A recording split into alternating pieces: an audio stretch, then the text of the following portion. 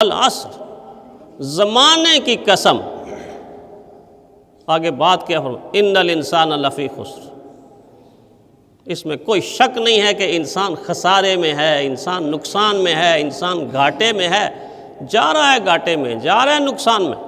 ایک ایک لمحہ جو گزر رہا ہے، اگر غفلت میں گزر رہا ہے تو نقصان ہی نقصان ہے، اللہ کی نافرمانی میں گزر رہا ہے تو نقصان ہی نقصان ہے۔ جن لوگوں نے اس نقصان کو سمجھا، اس حقیقت کو سمجھا، ان کی آنکھوں میں ہمیشہ آنسو تیرتے رہے، وہ مسکراتے بھی رہے تو ہونٹوں کے ساتھ آنکھوں میں آنسوں کی جھلکی نظر آتی رہی۔ مولانا ذکی کیفی صاحب نے فرمایا نا کہ دنیا کی حقیقت جن پہ کھلی، آنسو ہی رہے ان آنکھوں میں۔ دنیا کی ناپائیداری، دنیا کا فانی ہونا، دنیا کا ختم ہونا اگر انسان کے دل و دماغ پہ کھل جائے تو فرمایا دنیا کی حقیقت جن پہ کھلی، آنسو ہی رہے ان آنکھوں میں، تو روئے گا کیفی کس کس کو، ہر چیز کا ماتم مشکل ہے۔ یہاں تو قدم قدم پہ آزمائش۔ آخرت کی حقیقت، دنیا کی حقیقت مومن پر کھلتی ہے۔ جب کھلتی ہے تو پھر اس کو پتہ ہوتا ہے کہ نقصان کتنا ہوا ہے۔ ہندوستان کی ایک بہت بڑی یونیورسٹی کا ایک معلم، اللہ والا نیک بزرگ مولانا یعقوب، نماز عصر مسجد میں ادا کی اور ادا کرنے کے بعد اپنے کمرے میں، اپنے حجرے میں بیٹھے ہیں۔ بڑھاپے کا عالم ہے اور اتنا رو رہے ہیں کہ دھاڑے مار مار کے رو رہے ہیں، چیخ چیخ کے رو رہے ہیں، ہچکی بند ہو رہی ہے۔ اور نماز پڑھنے والے طالب علم، کیونکہ اتنا بڑا ادارہ ہے، ہزاروں کے حساب سے تو دین کے علم سیکھنے والے طلباء موجود، نمازی موجود، لوگ موجود۔ جب دیکھا کہ نماز پڑھ کے ابھی گئے ہیں، اتنا رو رہے ہیں تو سب پریشان تھے، ہر آدمی پریشان تھا، کوئی پوچھنے کی جرت نہیں کر رہا تھا کہ پوچھیں ہوا کیا ہے، اپنے اپنے کیا سرائیاں کر رہے تھے۔ کسی نے سوچا پتہ نہیں حضرت کا صاحبزادہ انتقال کر گیا، کوئی یہ سوچتا ہے پتہ نہیں حضرت کی اہلیہ محترمہ انتقال کر گئیں، کوئی فوت ہو گیا، کوئی ایکسیڈنٹ ہو گیا، کوئی حادثہ ہو گیا، سب اپنے اپنی کیا سرائیاں کر رہے۔ تو ایک ان کے ہم عصر عالم آگے بڑھ کے اور فرمایا حضرت کیوں اتنے پریشان کیوں ہیں، اتنے رنجیدہ کیوں، کیا آپ کو دکھ ہے، کیا آپ کو تکلیف ہے، کیا حادثہ پیش آیا ہے؟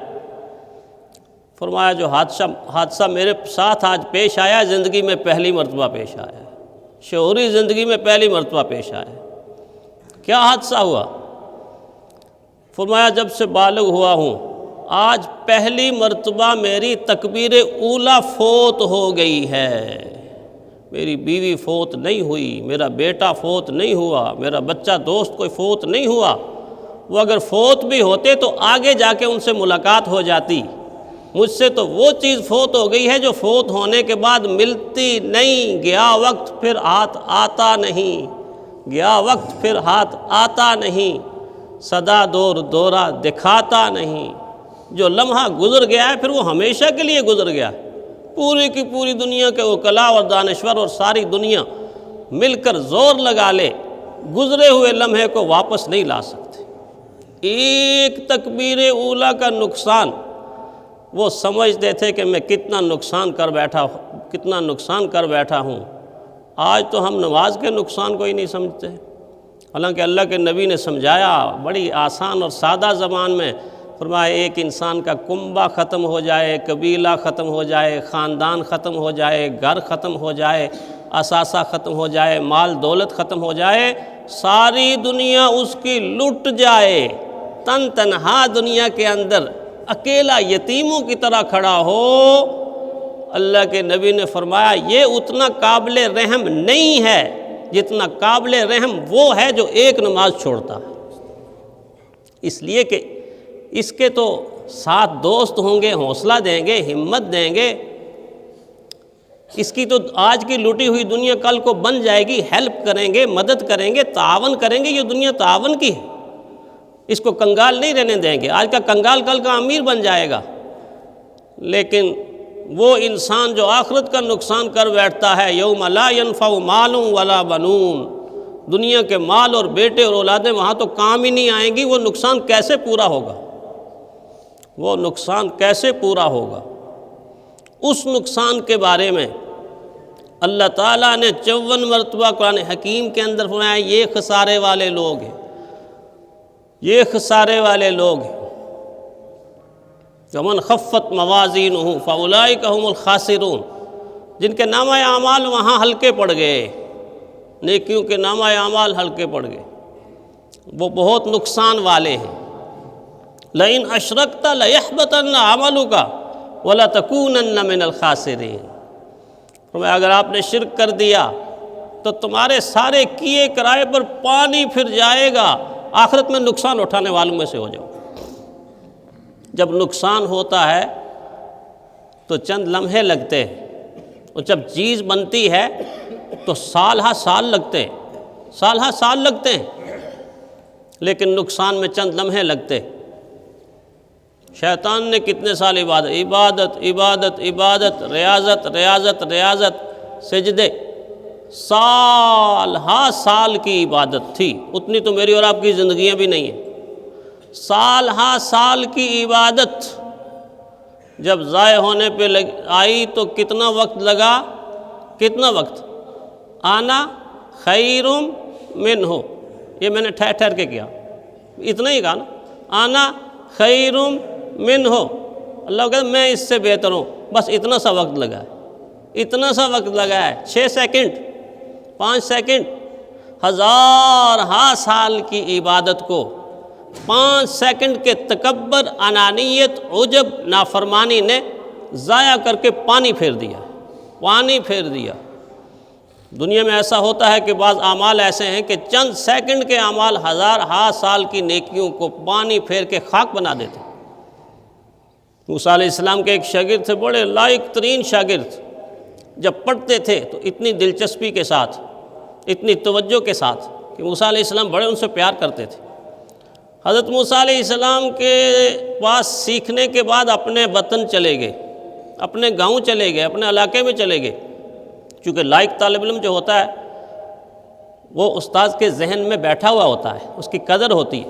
موسیٰ علیہ السلام جو اس علاقے سے کبھی کوئی آدمی گزرتا تو اس سے حال چال پوچھتے، یار وہ ایک میرا شاگرد تھا، طالب علم تھا، اس کو کوئی عطا پتہ ہے، ایسے پوچھتے رہتے تو لوگ اس سے لا علمی کا اظہار کر دیتے۔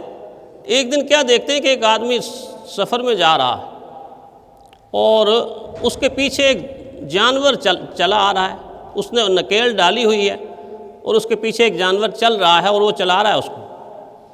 حضرت موسیٰ علیہ السلام نے اپنی عادت کے مطابق اس سے الیک سلیک کرنے کے بعد پوچھا، فلاں علاقے کے اندر ایک میرا شاگرد تھا،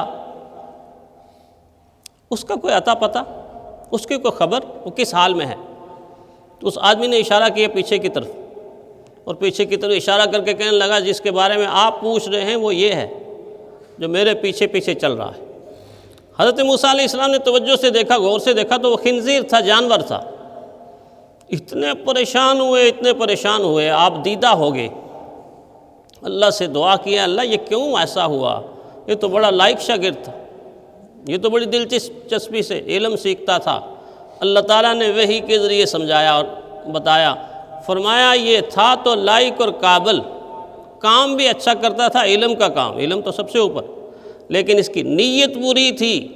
یہ نیت لے کر بیٹھا ہوا تھا کہ میں جب کل کو علم پڑھ کے جاؤں گا تو جا کے لوگوں میں واعظ کروں گا، تقریر کروں گا، اور میں لوگوں کو بڑے بڑے علمی نکتے بیان کروں گا تو لوگ کہیں گے واہ واہ واہ کتنا بڑا علامہ ہے، کتنا بڑا مفسر ہے، کتنا بڑا محقق ہے، کتنا بڑا واعظ اور تقریر کرنے والا انسان ہے۔ فرمایا نیت کی برائی کی وجہ سے اس کی شکل کو تبدیل کر کے رکھ دیا گیا۔ اب دیکھ لیجئے، چھوٹا سا عمل ہے، اس کے سارے عمل پر پانی پھر گیا، سارے عمل پر پانی پھر گیا۔ اس طرح بعض دفعہ ہوتا ایسے ہے کہ انسان کا معمولی سا عمل انسان کی ساری کمائی کو خاک بنا کے رکھ دیتا ہے، راکھ بنا کے رکھ دیتا ہے۔ اللہ تعالیٰ نے ان نقصانات سے مجھے اور آپ کو آگاہ کیا، ایسے نہیں چھوڑا، مجھے اور آپ کو بے سہارا نہیں چھوڑا۔ 54 مرتبہ جو قرآن حکیم کے اندر لفظ خسارہ کو بار بار رپیٹ کیا اور مختلف انداز سے سمجھایا، اس میں سمجھایا کہ یہ چیز ہے نقصان دینے والی۔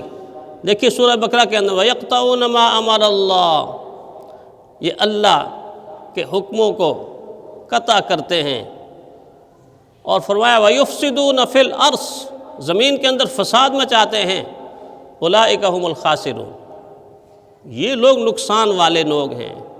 کہیں فرمایا أُولَٰئِكَ الَّذِينَ خَسِرُوا أَنفُسَهُمْ وَضَلَّ عَنْهُمْ مَا كَانُوا يَفْتَرُونَ، یہ وہ لوگ ہیں جنہوں نے اپنے آپ کو نقصان پہنچایا اور گمراہی کے گڑھے میں جا گرے۔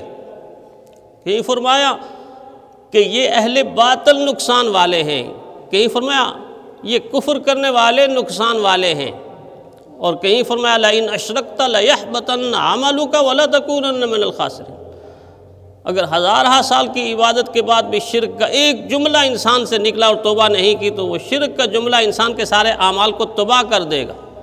کہیں فرمایا انبیاء کی شان میں ذرہ برابر لب کشائی تمہارے اعمال کو ضائع کر دے گی، تم نقصان میں چلے جاؤ گے۔ لا ترفعوا اصواتکم فوق صوت النبی ولا تجہروا لہ بالقول کجہر بعضکم لبعض ان تحبط اعمالکم، پیغمبر صلی اللہ علیہ وسلم کی ذات کے حوالے سے فرمایا تھوڑی سی آواز نبی کی آواز سے اونچی کر دی، بے ادبی ہو گئی، تمہارے سارے کے سارے اعمال رائیگاں چلے جائیں گے، سارے کے سارے اعمال باطل چلے جائیں گے۔ تو اس صورت کے اندر زوردار انداز میں قسمیہ والعصر، مجھے زمانے کی قسم ہے کہ انسان نقصان کی طرف جا رہا ہے۔